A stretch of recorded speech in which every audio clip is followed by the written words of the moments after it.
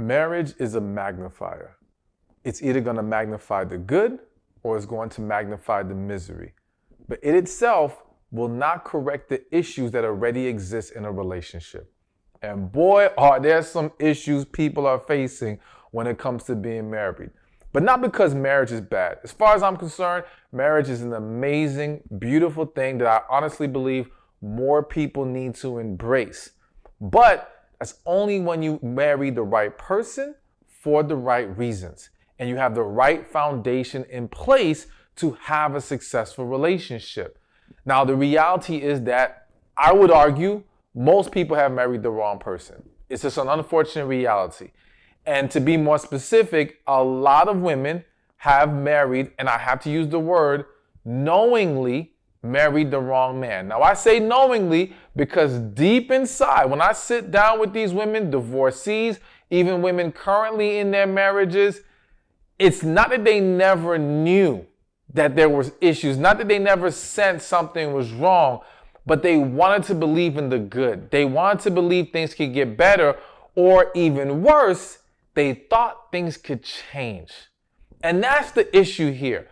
We've got to start understanding that we cannot try to go from relationship to marriage, sweeping under the rug the issues, thinking it's going to change or get better, thinking that man will now magically figure it out after you decide to marry him.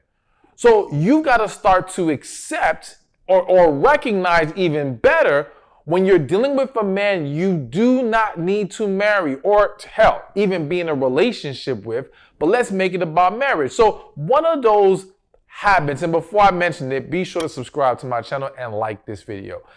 One of those habits of a man you should not marry is he's complacent. All right. Now, I want to read you the exact definition before I break this down. All right. The definition of complacent is showing smug or uncritical. I really want to highlight that. Uncritical satisfaction with oneself and one's achievements. All right. So you heard me mention how women a lot of times get married thinking or hoping for things to change, not understanding that they're dealing with a complacent man, a man who does not see the need to change. And let's not even use the word change. He's not even seeing the need to grow. He's not seeing the need to evolve. He thinks where he's at is not just good enough. There's not a damn thing wrong with it. Notice, because he's complacent. He has uncritical satisfaction. He doesn't hear a damn thing you have to say about where he is. And I've seen so many women really convince themselves that they will be able to pull this man out of his complacency and make him into greater, or I can show him or motivate him to reach his full potential. But if he is complacent, he sees no need to go higher than what he is. So here's one example. I remember doing a quote on IG recently about, would you marry a man? And I said $40,000, okay? Would you marry a man who's making $40,000? And I said the words for the rest of his life, all right? And I did that for a reason. And I got a lot of responses from women saying, oh, as long as he has the right mindset, even though I already told you it's capped at 40 grand, right? If he has the right mindset, he has a plan in place. I also heard, oh, I can help him to get better. A lot of the women who voted yes, they would take that man, took him with the condition in their mind that it still would change. Rather than accepting the reality, he does not want to change. And we've got to realize, and this is not just a woman thing. In life, I have learned certain people are not wired to desire more. Certain people don't have that level of ambition, all right? They are literally okay where they are. And I'm not saying this to talk down on these people or to make them seem bad or evil, because I'm going to explain how complacency isn't always this horrible thing when you look at it from a different perspective. But I've met people who can make the same amount of money every year and it's a low amount or what may be considered low to many. But to them, it meets their needs. They're okay with it, all right? And this is where you got to start understanding where it's not even just complacency anymore. It's they're content. They are literally content with where they are. And when you try to get with a man like this, even more so marry him, you've got to really ask yourself, am I okay if this never changes? Am I okay? Can I be content with his level of contentment?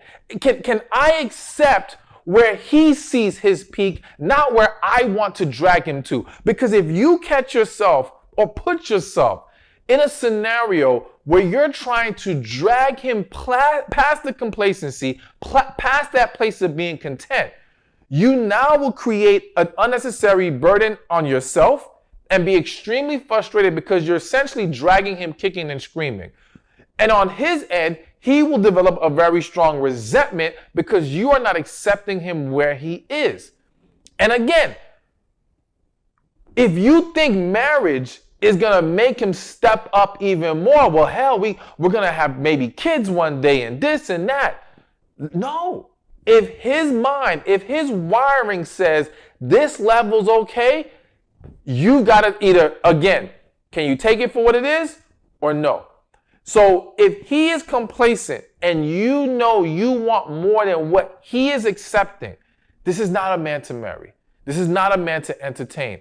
And you've got to really understand and accept that. Now listen, I do think that a man can change. I do think that there are men who meet women and they are inspired.